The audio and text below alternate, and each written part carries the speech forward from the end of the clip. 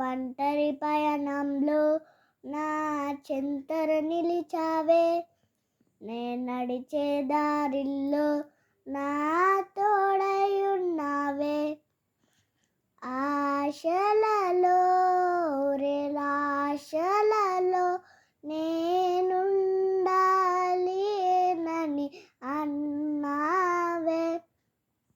చీకటిలో కాను చీకటిలో నా పక్షము అని నిలిచావే, దీవించావే.